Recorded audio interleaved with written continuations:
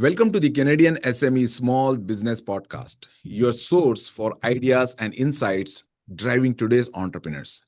Let's be honest, most founders didn't start their business to become finance experts. But in 2026, if you don't understand your numbers, you're flying blind. Today, we are diving into the founder's finance gap and how to finally close it. To discuss this in detail, joining us is Ray Fitzpatrick, founder and CEO of Profitual. A former venture capitalist and accountant, Ray has raised over $2.5 million to help founders turn messy financial data into clear, investor ready growth stories. If you have ever felt overwhelmed by spreadsheets or struggled to explain your numbers, this episode is for you. Let's dive in. Ray, it's a pleasure to have you with us today. How are you doing? Really good. Thanks for having me, SK. Thanks so much for joining us today, Ray. Ray, you have a very unique vantage point. You were a pre seed venture capitalist before becoming a founder yourself. As per your experience, why is traditional financial modeling broken for most founders? Yeah, I found that most founders aren't finance experts, but we expect them to be. So this is exactly the experience that I had as a pre-seed venture capitalist, where over my almost 10 years in venture, I never once invested in an entrepreneur that came from a finance background. They always came from life sciences, computer science, engineering, but never finance. Yet I was always the one asking them for things like, what's your burn rate? What's your runway? Tell me more about your gross margin. Essentially expecting them to be finance experts. So I tried to find help for these entrepreneurs when I worked with them. Started talking to the big accounting firms like KPMG or Deloitte, and they weren't a great fit. So, they cost a lot of money, and just because you're an accountant doesn't mean you understand every sector, especially startups. So that's really the whole idea behind Profitual is to allow the non-finance user to have a good understanding of their numbers without the high cost of having to hire an accountant. So we try to make things much more simple and really, take away a lot of the accounting nuances that really confuse most business owners and just get down to, the main drivers of the business. Right. Understanding that investors are looking for a clear narrative rather than just perfect math, it changes how a founder should approach their entire pitch. Now, let's explore how founders can build a strategic finance mindset without deep accounting expertise. Ray, why should founders focus on strategic drivers instead of accounting details?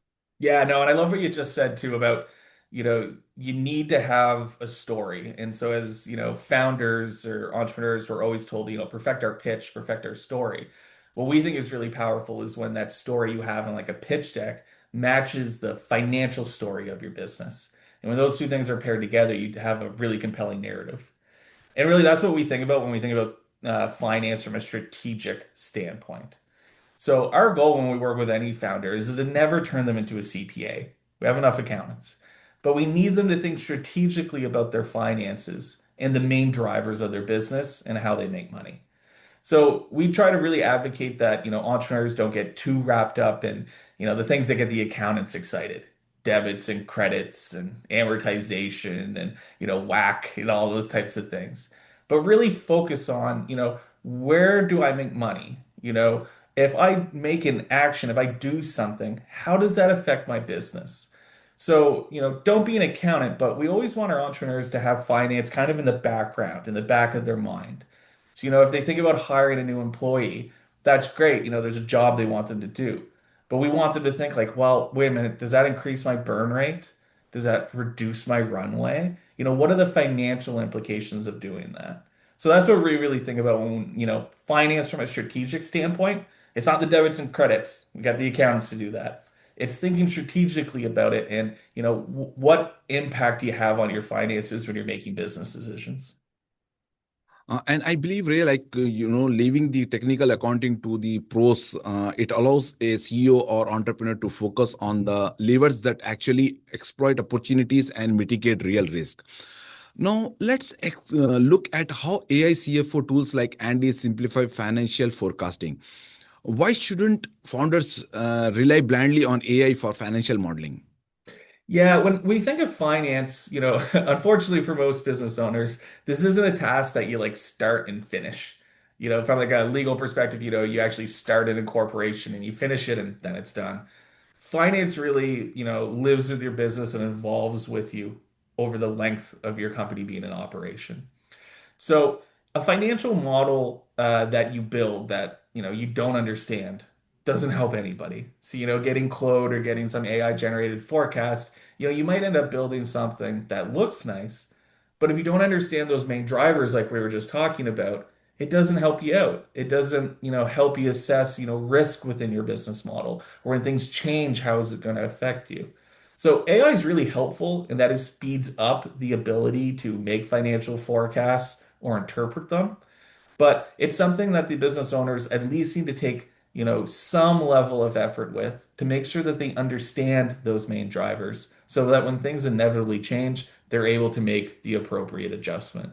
So an AI easy button isn't the best thing for your financial forecast. And it's something that you really need to understand. As you rightly said, Ray, like using AI as a co-pilot rather than an autopilot ensures that the founder remains the expert on their own business growth, right?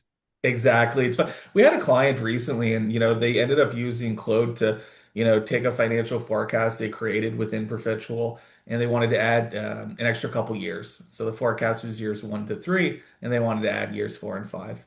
Well, it did a really nice job, and it made things look really like neat, and it had some good value from like a high level. But as we sat with the CEO and went over it, even he was like, "Well, Ray, like, what is this LTV to CAC?" And I'm like, "I don't know."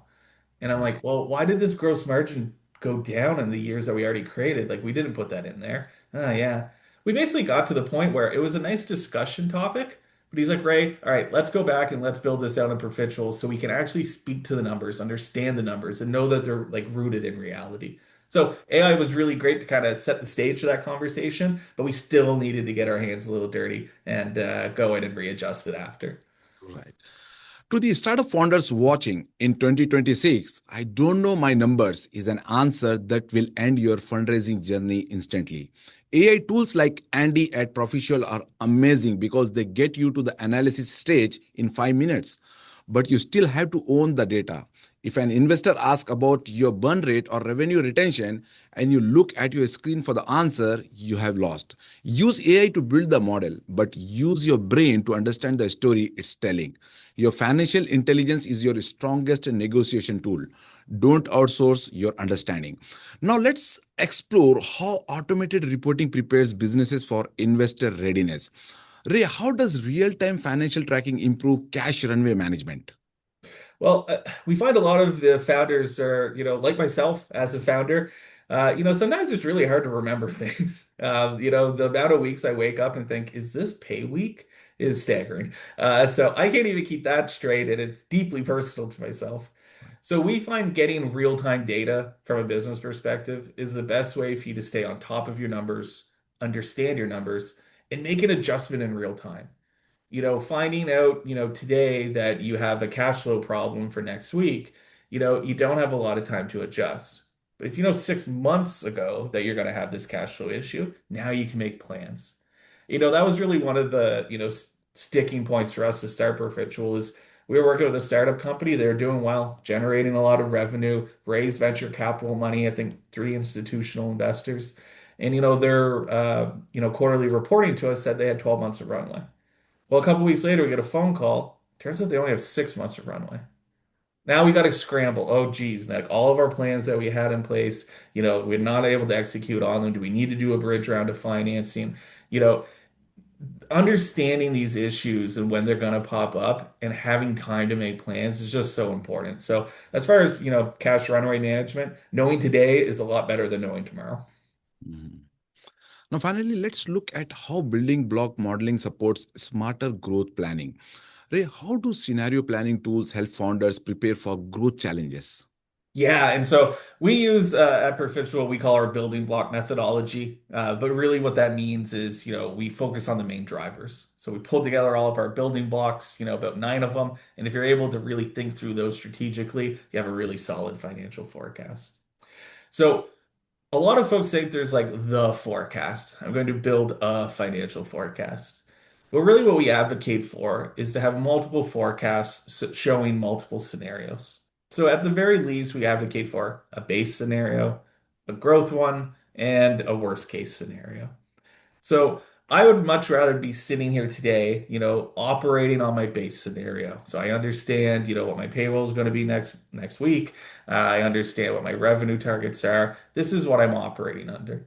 Mm, But I also have a scenario that says, well, what if I don't generate revenue as quickly as I thought? Do I need to make any adjustments to my team? Do I mhm, need to raise a bridge round of financing? Do I need to, lay people off or what have you? And I'd much rather know that scenario today so I know if revenue isn't going to be tracking as well as I hope it will be. I know the adjustments I need to make. On the flip side of that, I have a growth scenario. Well, what if I want to get 5 customers this week? Well, what happens if I get 10? What happens if I get 20? What happens to my compute costs? Do I need to add people to the team? Should I go out and raise money a lot quicker than I thought? So, understanding those scenarios makes it so much easier when things play out in real time to know what you're going to do. So, mhm, having a plan is just so important. Businesses with a plan are 60% more likely to be successful than those that don't.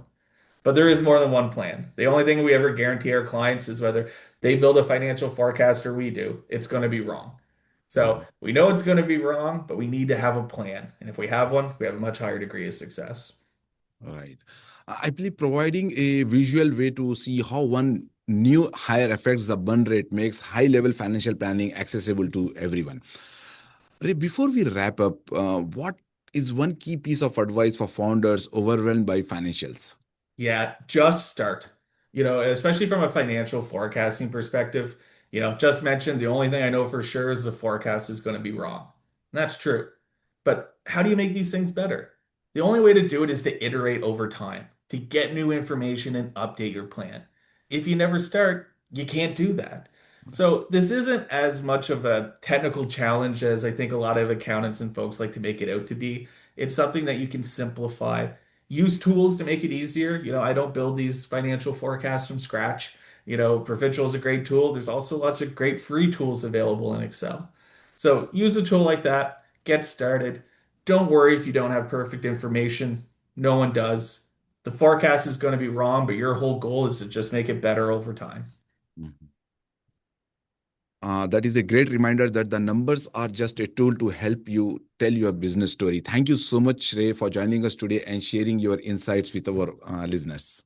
Thanks, SK. It was great having you. That was Ray Fitzpatrick from Profitual, a masterclass in how to bridge the founder's finance gap, leverage AI for strategic modeling, and build an investor ready narrative for your startup.